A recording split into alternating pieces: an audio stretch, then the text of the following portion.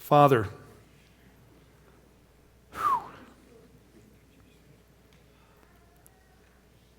Nathan kind of said it, and I feel it too. If you don't give me some words for the intensity of what I feel coming from your heart, I am going to lose my mind. Or maybe preach an entire sermon in tongues. But something has to break. And so, Lord, come meet us here in this message today. And Lord, let it be a turning point for some of us. Yeah. I have this longing in my heart. I've had it all my life, but it's getting bigger. Maybe it grows with age. But it's a hunger just to know God. I want to know who He really is. I have a master's degree from one of the top seminaries in the country. I know theology. And I'm telling you, this goes way beyond a set of theological propositions or statements of faith. I have a statement of faith. I have a system of belief. I do. It's defined by the Bible, but that only describes my living relationship with the God I love. The theology is not the relationship. In fact, the Bible is the product of men's experiences with God. They had an experience with God, and then they defined the meaning of those experiences for eternity for us to read and understand. That's why I get upset with people that'll say, well, that experiential Christianity, it's so cheap. Well, people that started with experience.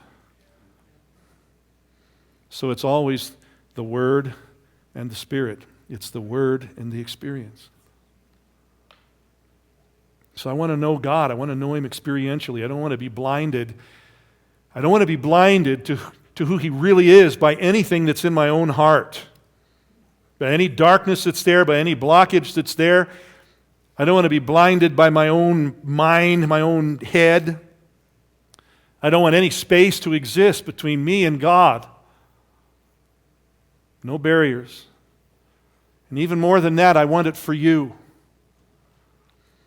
Matter of fact, I want it so badly for you that I actually prayed this today. If I had a choice between seeing you enter into that kind of a place of experience and intimacy with God and sacrificing that forever for myself, I'd give it up gladly just to see you get what I hunger for every day. It's that important to me. Now, today is Palm Sunday.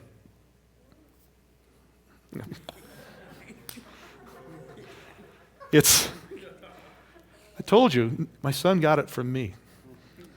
I've gotten less weird as I've gotten older. He's just getting started. So today's Palm Sunday. It's the day the church remembers Jesus riding triumphantly into Jerusalem on a donkey as the long-expected Messiah and King of Israel in fulfillment of prophecy through the very gate that prophecy said that He would.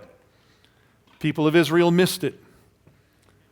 We call it Palm Sunday because of the palm branches that they waved. When I was a child, my father was a pastor, and I'll never forget this. When I was a child, the church would buy real palm branches, and we would parade around the church waving those palm branches, and then they became too expensive or too hard to get or something, and I kind of miss that. If we lived in California, maybe we'd go denude some trees, but... And the way that they received Jesus when He rode in Jerusalem that day on a donkey colt came out of, and we're going to build into this, it came out of their expectations of what Messiah would do. The way they received Him came out of their expectations of what they believed that their Messiah would do. And it blinded them to the truth of what He would actually do. It blinded them to the truth of how He would do it. The prophecy reads, this is Zechariah 9:9. Rejoice greatly, O daughter of Zion. Shout in triumph, O daughter of Jerusalem. Behold, your king is coming to you. He is just and endowed with salvation, humble, and mounted on a donkey, even on a colt, the foal of a donkey. So Jesus was literally fulfilling that prophecy when he rode into Jerusalem on that donkey at the beginning of Passover week. It was exactly what he did. It was his open, unmistakable claim that everybody could see that he was the Messiah and the King of Israel that they had so long hoped for.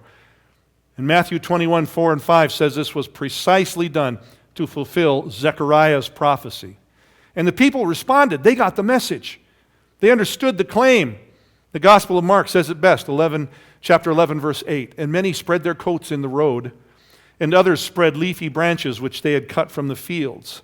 Those who went in front and those who followed were shouting, Hosanna! Blessed is he who comes in the name of the Lord. Blessed is the coming kingdom of our father David. Hosanna in the highest. Spreading cloaks on the ground was an ancient Near Eastern way of paying homage to royalty. They were literally receiving him as a king.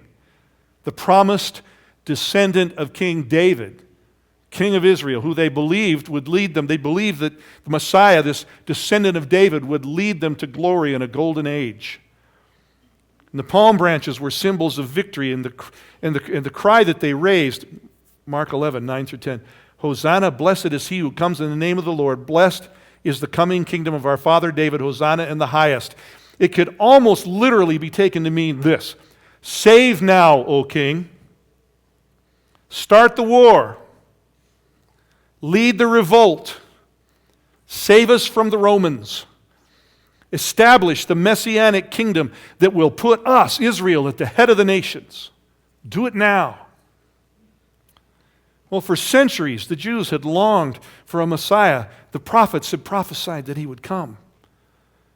Jewish expectations were multitudinous, really. There were expectations that the Messiah would restore the people to the land after the exile to Babylon. Well, that had already happened. That had happened back in the 5th century BC. Messiah was supposed to rebuild the temple. That had already been done when the Jews returned from exile in Babylon, and it had been expanded by King Herod. Until in Jesus' day, it was one of the wonders of the world. It was a beautiful thing. The Messiah was supposed to exalt Israel to the head of the nations and bring about an age of peace. That was the meaning of Hosanna to the Son of David. Cast off this Roman oppression. Reestablish Israel as the kingdom of David in its glory. But there's the rub. They were blinded to the truth of what God wanted to do and what God really meant by the prophecies of the coming of the Messiah. Because of their own desires, what they'd cooked up in their minds, they believed the prophecies, but they'd interpreted them in a particular way. Didn't understand them as God meant them. They missed the part in Isaiah 53 about the suffering Messiah who would be whipped and crushed and slaughtered as a sacrificial lamb for the sins of the people. They missed that part. Didn't want to see it. Well, who would want that? Really? Who would want that? Israel didn't want to hear that. The disciples themselves didn't want to hear that. Go read the story. Jesus says, I'm going to die. No, you're not. I'm going to die. No, we're going to sit on your right and on your left when you come into your kingdom. We're going to be your ruling cabinet. No, I'm going to die. Peter says, no, that'll never happen to you, Lord. Get thee behind me, Satan. Blinded them to the truth. Blinded them to the better thing that God was going to do. What God wanted to do and how God planned it didn't fit in with their expectations that they had built up of what this thing was supposed to look like. They thought an earthly kingdom was about to be inaugurated. They were certain of it. Both the disciples and the people thought Jesus was about to start a revolution. Jesus was going to start a war. The Romans were going to be conquered. Israel would rise to lead the world in peace. And so the disciples asked to sit on his right and on his left when he would come into his kingdom. Can we be part of your cabinet, O great one? And Jesus rebuked their ambition. Remember that story? If you want to be great, become as the least. If you want to lead, become a servant. That's what he said. But see, nobody understood that it was supposed to be a spiritual kingdom. Nobody got that. They didn't want to get that. It wasn't what they wanted to hear. They didn't understand that Israel would truly be the head of the nations when those who believed in Jesus spread throughout the world and brought others to know him until people from every tribe, tongue, and nation were part of this thing we call the church. They didn't interpret being head of the nations in any way like that. They didn't see that the promise to Abraham, their father, that all the nations would get a blessing through him and his descendants. They didn't see that that would be fulfilled through a dying and rising Messiah who would first suffer a hideous death in our place. They didn't see that. To pay the price for our sin, to release the power for our restoration. They didn't see that. They didn't want to see that. No one understood that the promise to King David, all those centuries before this, that David would never lack a man to sit on his throne forever, would be fulfilled and could only be fulfilled in the God-man Jesus. They didn't see that. See, there hadn't been a king on the throne of Israel since 586 BC. Anybody looking at that would know that unless there was another way to look at it, the promise had been broken. There hadn't been a king on the throne of David forever until Jesus. That Jesus descended from David would be the one. He'd be the one to sit on that throne eternally. In him the promise would be fulfilled, but they missed all that. Couldn't see it, didn't want to. Didn't fit their expectations.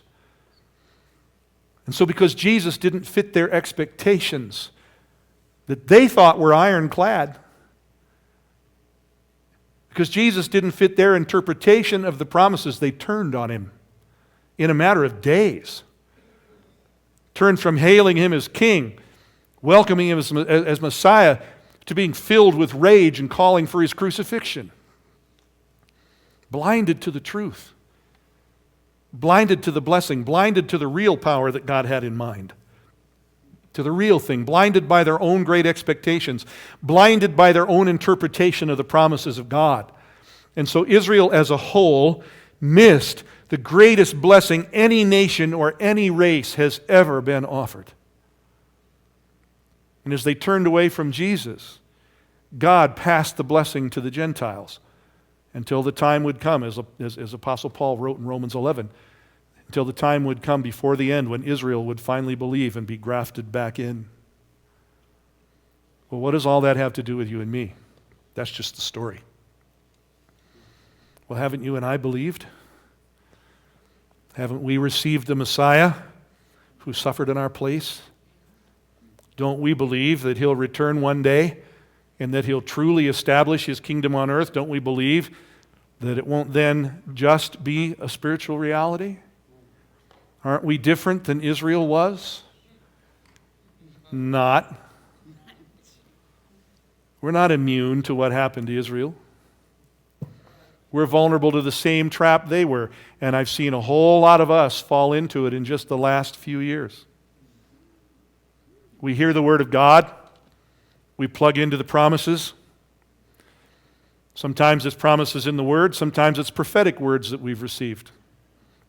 And then we start developing our own expectations and interpretations of what that's supposed to look like. God is absolutely good for His Word. He'll fulfill every promise He makes. But He'll do it His way. He'll do it in the way that produces the best and the greatest fruit for you and me. And there won't be any negotiation about it. And that's likely to clash with what I thought He meant, or how I interpreted it, or what I came to expect. And if I let that go on, and if I let disappointment or depression or bitterness take hold, then I'm going to be blind to the blessing that's embedded in the fulfillment of what God really wanted. Beware the dark side. Forever will it dominate your destiny. Truth. That was a good sermon, by the way.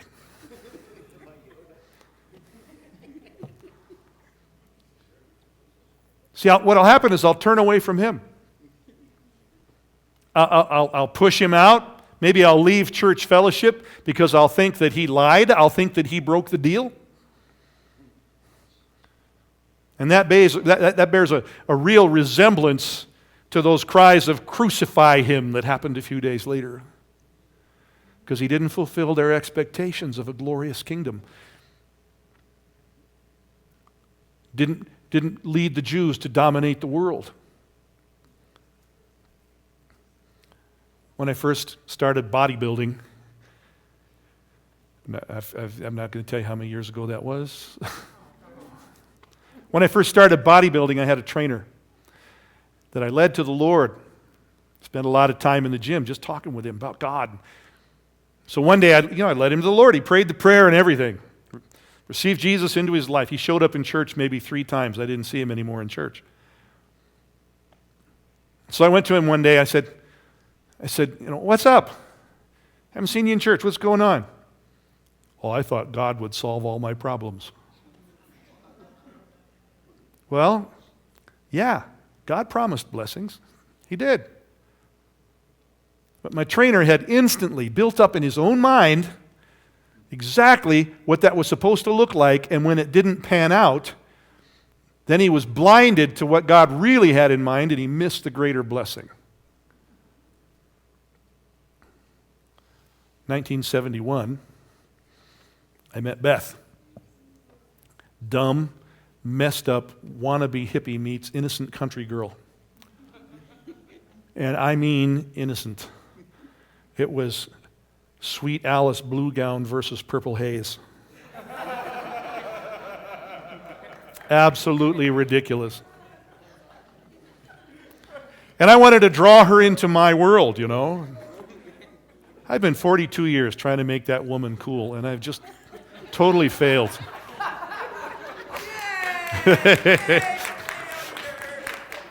So, we're going out. I took her to see Animal House. I laughed my head off. Tears, laughed. I laughed till I cried. And she kept saying, "That's not funny. That's not funny." You should have seen her when I sat her down to watch Up in Smoke. I just kept saying, "Well, you had to be there."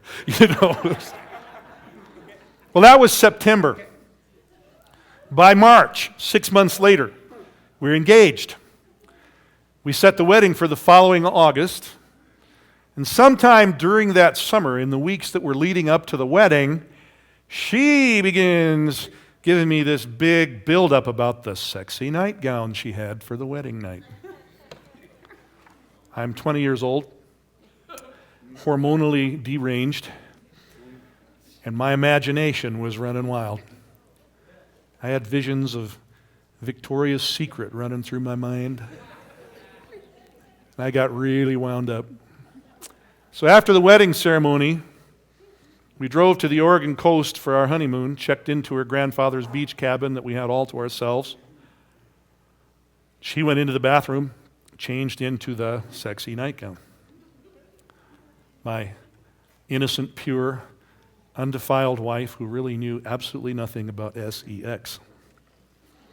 When she came out, there was not 1 square inch of skin showing.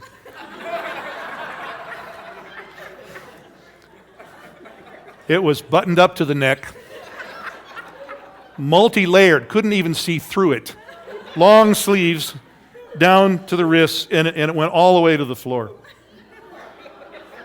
Now, truth be told, see, I'm working up to something. Truth be told, I hadn't slept at all the night before. I was so scared going into the wedding. I mean, I literally had no sleep. I was so tired from then the ceremony and then an 8-hour drive after that to the coast that she came out in that thing and I forgot to be disappointed. But now I had a choice. How am I going to respond? And I could be all let down because of my great expectations and somehow think less of her, or I could accept the gift of the wonderful, sweet innocence and purity that this incredible young woman was given to me in the only way she knew how.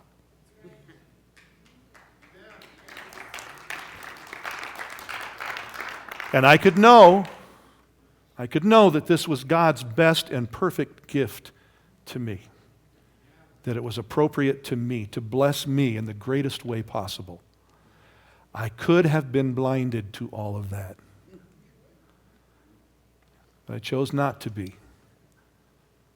And she's still my sweet, innocent, pure bride after all these years of blessing me more than any other woman ever could. And in some ways, I have successfully corrupted her. And we have 3 children to show for it. Now, think about this. Did God put this woman in my life to meet my needs as I define them? Or did He put this woman in my life to serve His purpose, to shape me and walk with me toward a destiny? See, there's a difference, and it's huge. But when God gives you a promise and you interpret it in your way, you've just cut yourself off. See, there's a promise, and then there's the interpretation we put on the promise. And our interpretation can blind us to what God is really doing and can lead us to all kinds of unholiness. Israel rejected their Messiah. They missed the ultimate blessing that God had been planning for centuries because they were blinded by their expectations, blinded by their interpretations of what God had said. What if God told you that you were to have a great calling? There are people in this room, God told you you're going to have a great calling. Some prophet prophesied that to you, or you got it in your heart. God told you you're going to have a great calling, a major impact on the world. How would you interpret that? And if time went on and you never led a group, you never stood on a stage, never did anything the world would notice, never saw what you would interpret as revival. Some of us have been crying out for revival, haven't we? But don't we have a set of expectations and interpretations? So what if God never sent that? Would you be disappointed? Your interpretation? Would you be depressed? Would you be frustrated with God? Or would you think, maybe you'd think that God had done nothing and eventually you'd turn away? Would you be blinded, maybe, to that one person? Or maybe those 2 people whose lives were profoundly touched by you. And they went on to change the world. And they went on to affect thousands. And that was the great calling that God had set for you. But you couldn't see it. Would you be content just to know Him and walk in His love? Or be angry that your interpretation of, that your interpretation of His promises didn't pan out? One of my kids, I won't tell you which one, maybe 16 years old, it's time for a birthday. That kid put in an order for a particular gift, but we knew this child loved music. We knew that this child's boombox was just about disintegrated and broken. A new boombox wasn't what this child ordered, but getting a good one cost a whole lot more than what was ordered. It was a more significant gift. We knew that the blessing of that gift would go on for a long time after the one that was ordered would be obsolete or broken. And so we bought the boombox. And rather than gratitude, when that gift was opened, we were met with anger. That child stormed off to his or her room, not telling you which one, and refused even to use that new player for several months after that. So angry with us. Blinded to the better gift and rejecting the better gift because it didn't fit the expectations that had been built up in that child's own mind. Now later there came repentance, later there came request for forgiveness, but the whole thing started with Beth and me getting badly hurt for seeing our gift rejected. How did God feel at the end of that week when Israel rejected the gift? See, they were blinded to the better gift because it didn't fit the expectations that they had built up in their own minds for what they thought it ought to look like, and so they crucified their own promised Messiah. And most of them reject him still to this day. What a wound in the heart of God. And you have to hear God's cry. This is Luke 13:34. "Oh, Jerusalem, Jerusalem, the city that kills the prophets and stones those sent to her. How often I wanted to gather your children together just as a hen gathers her brood under her wings, and you would not have it." Here's another one. God sets you on a course with a promise. Maybe it's an education he wants you to get. Maybe it's a job. Maybe it's the promise of the right mate for you, or even the redemption of your wayward children. Got a few of those here going too. And you expected it to be easy because God told you it was going to be great. You thought this is your interpretation, you thought all the obstacles would be cleared away. And there'd be like this straight path to glory. It's going to be easy. You didn't count on the giants in the land. You didn't count on the desert you'd go through. You didn't count on the thirst in the wilderness. You didn't count on the enemies who would try to prevent you from reaching your destiny. You didn't factor that in. You didn't believe you'd have to struggle. And it threw you for a loop because it didn't fit your own interpretation, your own expectation of what God had said. And so you stopped. God didn't. But you stopped. Or you got depressed. Or you thought God let you down. But if you're one of those who persevered and you held the course and you faced the giants and you did the work and you let your own expectations go, then you found out that God's blessing came in a form you didn't expect and that it was better than what you expected, even if it was way different. But if you quit and you lay it down and you back away, then you die in the wilderness before you can ever see it. And I've seen too many Christians in my lifetime die in the wilderness and miss the blessing. Or maybe you go looking down another path that you chose. It's not the path God chose, but you're looking down another path that you chose, and you waste a lot of time on a goal that God didn't choose for you. Because God's way didn't look like your interpretation of what he had promised. Israel did that too. When their great expectations of an earthly kingdom didn't pan out through Jesus, they went looking for another Messiah. Chose their own path, who would lead the revolution they wanted, and who would drive out the Romans and usher in their golden age. 66 AD, the Jewish war began. This is a little more than 3 decades after Jesus.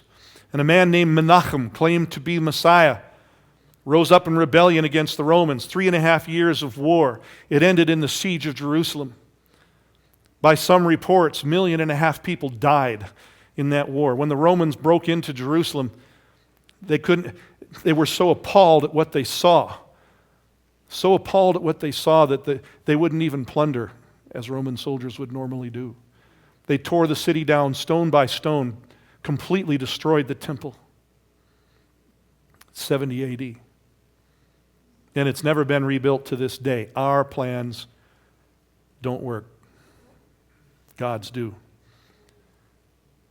And again, 135 AD, the rabbis declared a man named Bar Kokhba to be the promised Messiah. And another revolt began under Bar Kokhba's leadership. And again it was crushed. And again Jerusalem was destroyed. And by this time the Romans made it illegal for the Jews to live in Jerusalem because they didn't want to see another rebellion. See, God doesn't bless plans that he didn't originate. And it was all because their own desires, their own expectations, their own interpretations blinded them to what God actually meant by what he said. See, if you've interpreted the promises of God in your own way and built up expectations of your own around what the fulfillment of those promises is supposed to look like, and it doesn't pan out, you're likely to substitute some plan of your own, and it'll never end well. You know, every one of us that got married with great expectations, didn't we?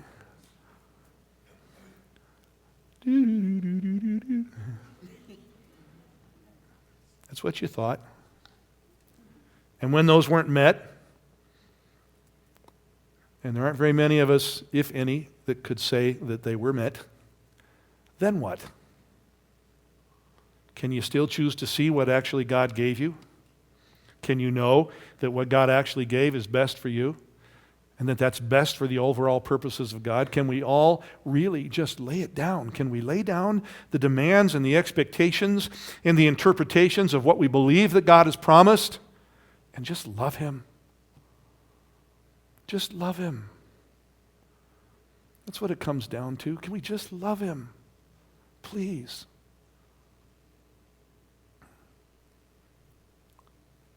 I see people come into church every week. And if you had a good week, you love God and you worship great. If you had a bad week, you come in here now and you don't love Him so much, do you? And it shows. Can we just love Him? God hasn't put us on a performance basis. Why do we put Him on a performance basis? Serious. I'm going to love Him when He does what I want Him to do. And screw you, God, when you don't. That's what we do. Can we lay it all down? See, I believe that He's big enough to fulfill every word He spoke, but He'll do it in His own way. And can we trust that His way is so much better and more complete than our own? Can we trust that it's going to lead us to a kingdom of peace and blessing in our own lives and in our church? Can we receive Jesus on His own terms? See, we say that He's Lord, we say that He's our King. Can we really let Him be that? Can we trust Him for His love and His sovereignty and His care? Thank God the kingdom of God is not a democracy. You know, prayer groups are not focus groups. God didn't call us to prayer to ask for our opinion so that He would know how to operate the universe. He's a king. I just want to love Him. And that always takes me back to the Lord's Prayer. Your kingdom come. Your kingdom come. Your will be done on earth as it is in heaven. Be our sovereign King.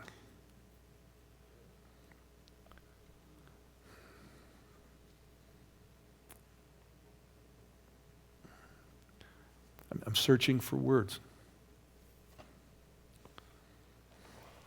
People, we haven't even begun to plumb the depths of understanding His love for us, through us, around us. You know, the only reason that Eve got in trouble was she thought she had a better plan. Bottom line. And the only reason you and I are in trouble is we think we have a better plan or a better opinion or God's wrong or He's holding out on us or He didn't keep His promise. God never fails a promise. We fail in our understanding of His promises. Father, I just pray today for the grace to lay it all down. That we just love You. Lord, that we just overflow with love for You. And that we'd be able to lay down our constructs, our ideas, and follow You wherever You go. And receive whatever it is You've designed for us. Lord, have mercy on us, forgive us for judging your work like we're qualified. Like we're qualified to say, no, that's not it, or something. I guess, Lord, I'm just asking, take us into a deeper place with you. It's deeper and it's higher. So that we can receive who you really are and what you're really doing, Lord, and really walk in the glory you've appointed for us. In Jesus' name. I can hear the sound of heaven in the voice